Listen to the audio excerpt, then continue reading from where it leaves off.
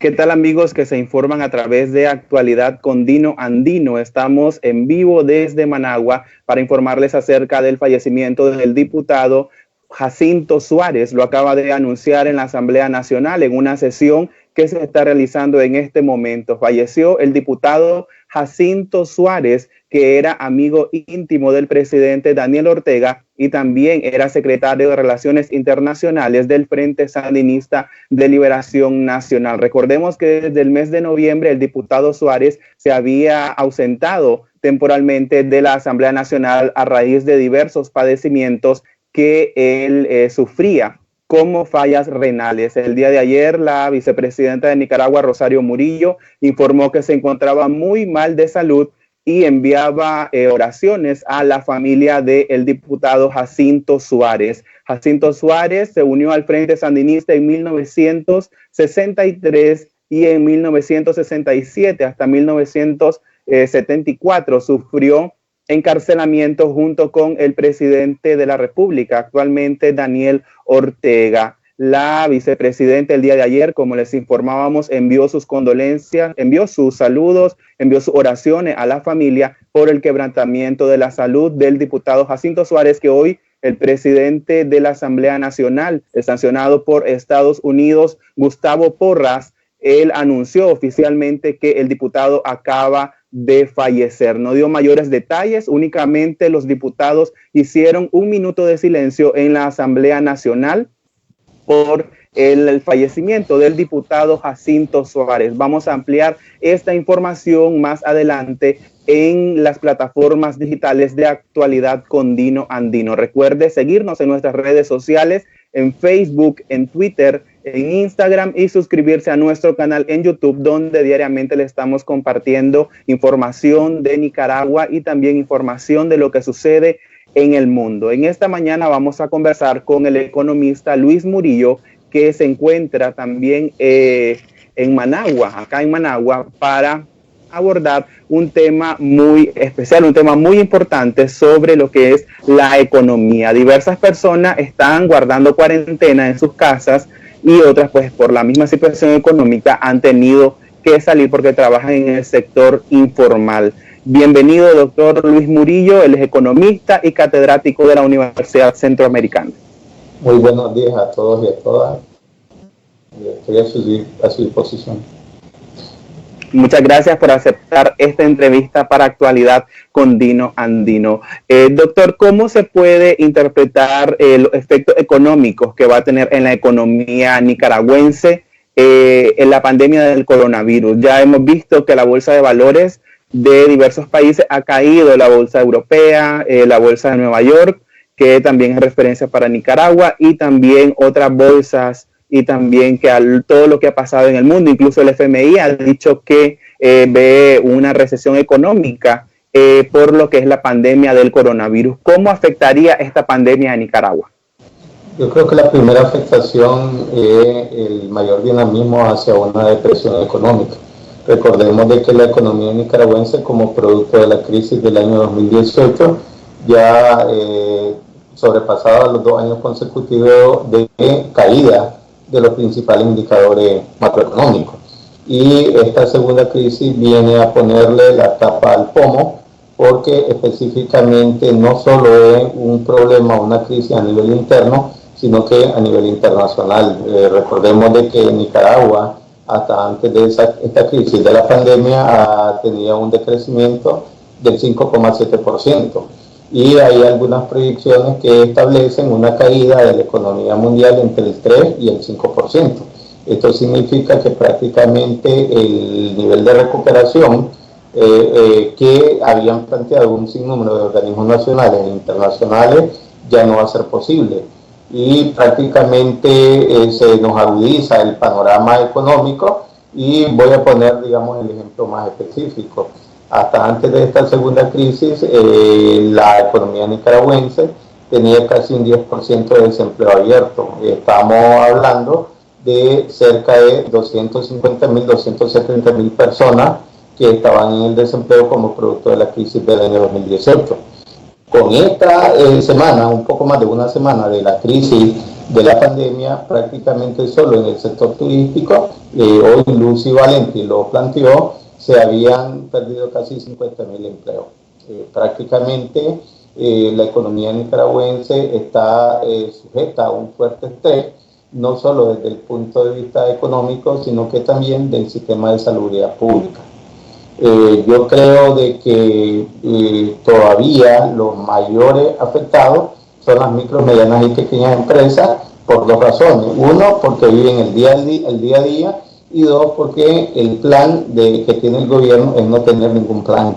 Y prácticamente nos va a llevar a una situación bastante caótica que nos va a retardar.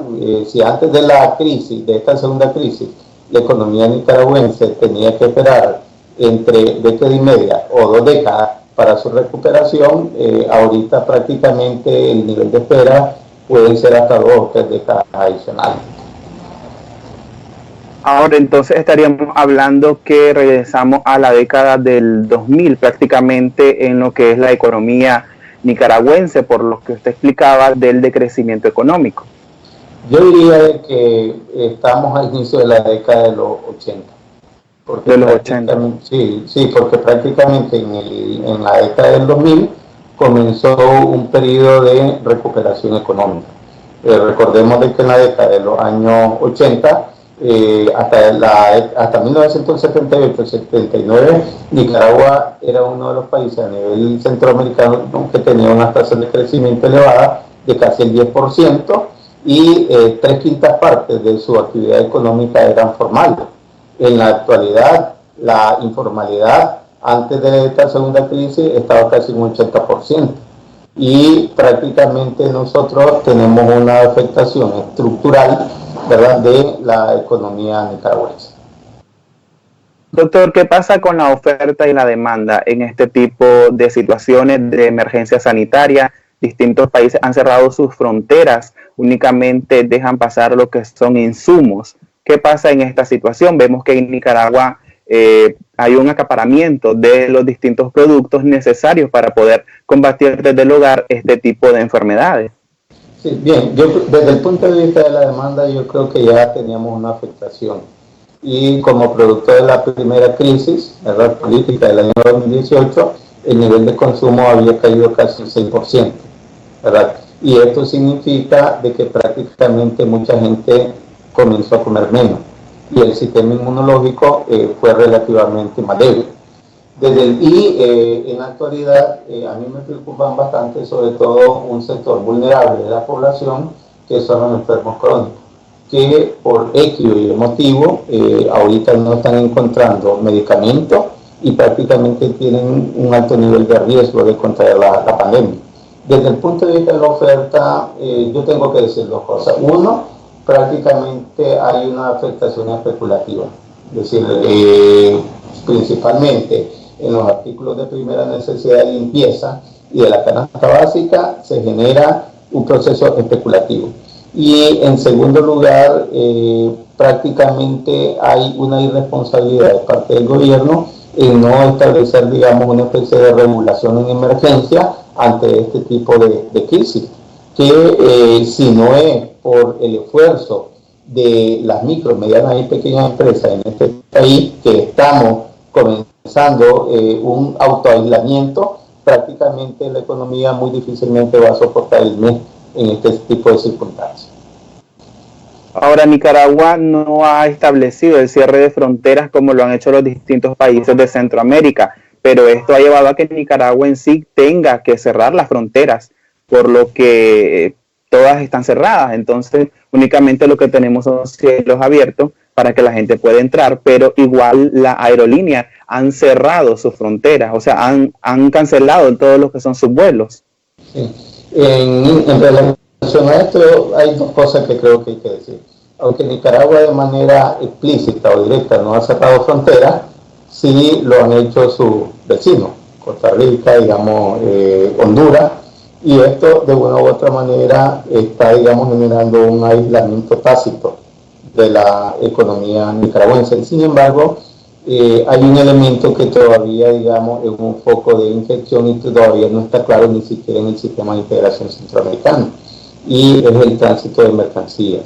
Si bien es cierto, ¿verdad?, hay un cierre de fronteras en algunos países centroamericanos, como Honduras, El Salvador, Guatemala, prácticamente las mercancías son trasladadas por transportistas, por personas, y eso es un foco, ¿verdad?, de contaminación que de una u otra manera no está relativamente claro.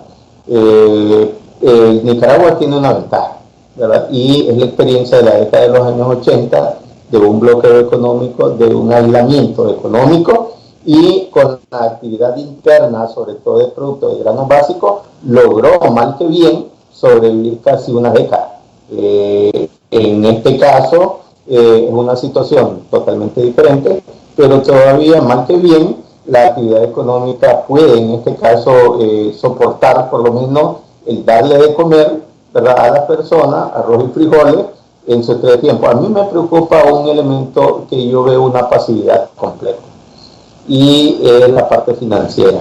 Es decir, nosotros sabemos de que la mayor parte de los nicaragüenses tenemos un alto nivel de endeudamiento, y el sector privado, ¿verdad?, no se ha puesto la mano en la conciencia, y el Estado tampoco ha hecho la regulación, y hay un nivel de persecución extrema en relación, digamos, a este elemento, y que creo que debería de ser un punto de negociación en estos momentos entre el sector público y el sector privado financiero.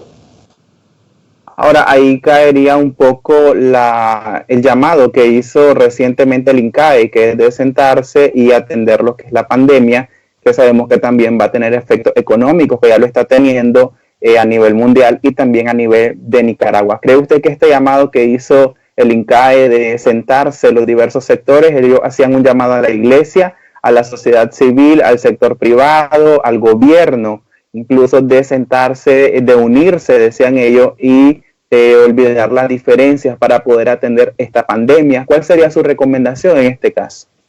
Mi recomendación, yo creo que el diálogo es el mejor proceso para poder enfrentar una crisis.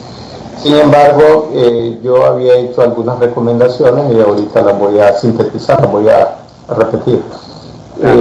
Yo creo que una de las primeras recomendaciones es no caer en el error, ¿verdad?, de utilizar la política monetaria a través de subsidios. Ya miramos lo que le pasó a El Salvador, en donde se desbordó, ¿verdad?, el subsidio de los $300 por familia.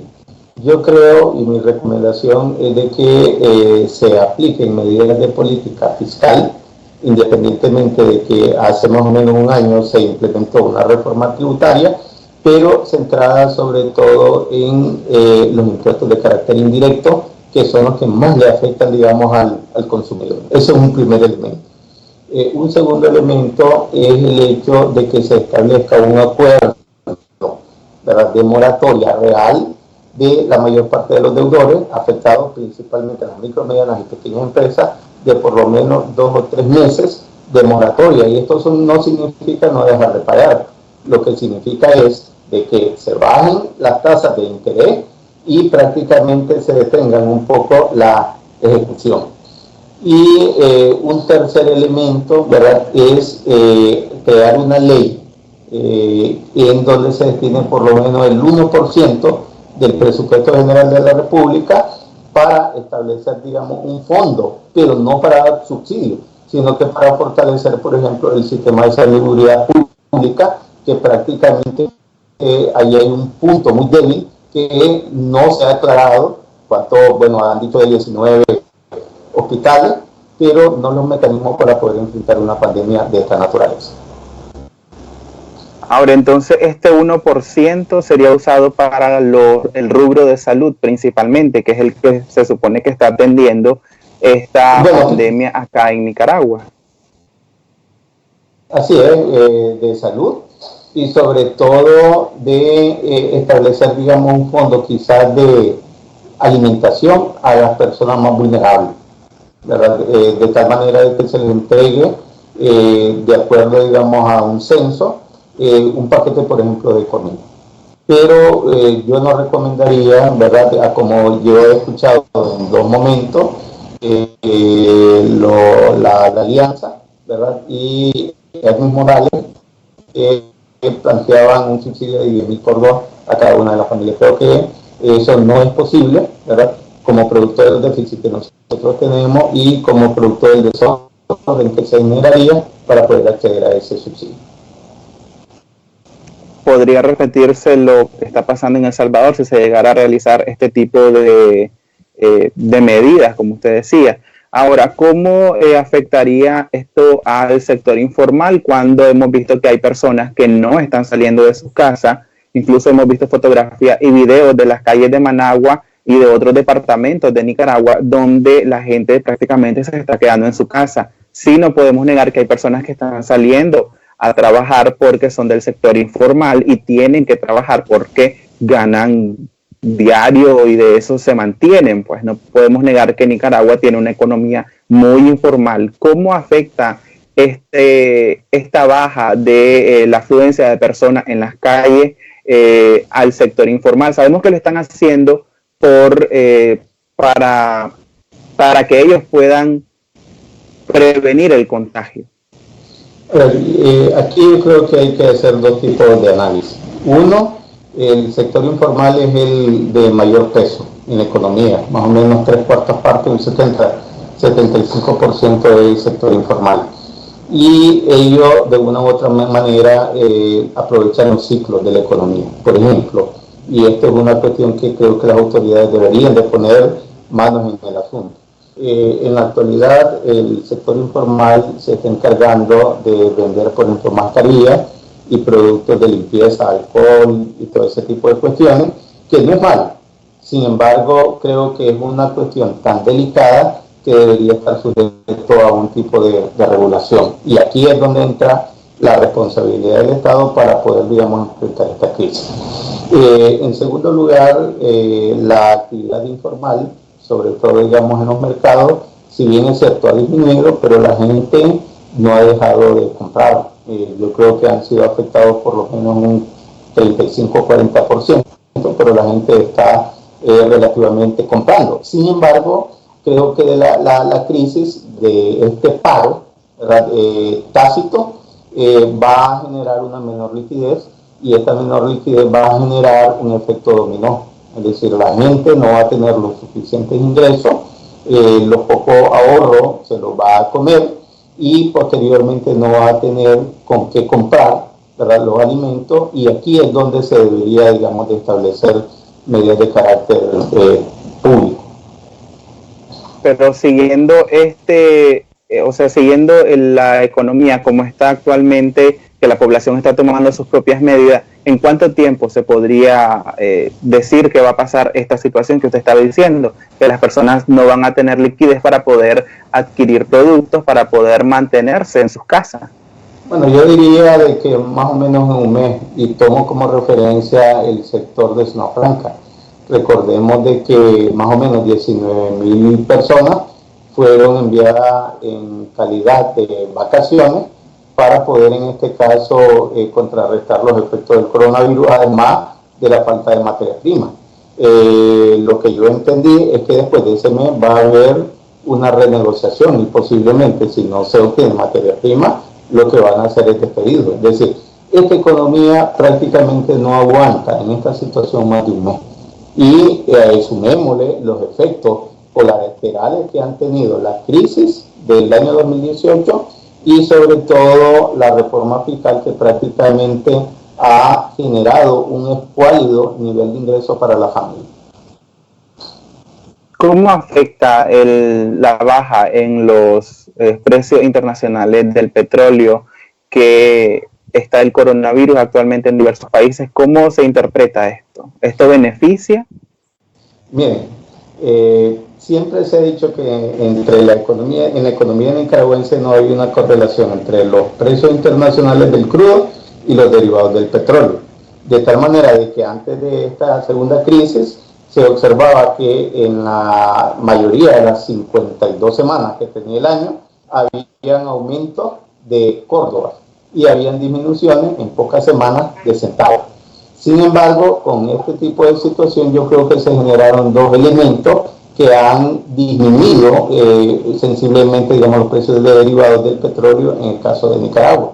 Uno son las sanciones que se le hizo a la empresa distribuidora en su momento, Y dos, la baja sensible de los precios internacionales, y ha demostrado que prácticamente ese era un negocio, ¿verdad?, personal que estaba financiando, ¿verdad?, a una familia, pero estaba perjudicando a la mayor parte de las personas. Nosotros miramos de que si bien es cierto los derivados del petróleo han disminuido, prácticamente esto no se ha visto reflejado, ¿verdad?, en la disminución de los precios del resto de productos, ante lo cual creo de que esto es un indicativo de que la estructuración de los precios de los derivados del petróleo es atípica. En el caso de Nicaragua es discrecional y no tiene nada que ver entre el precio del crudo y los precios de los derivados del petróleo.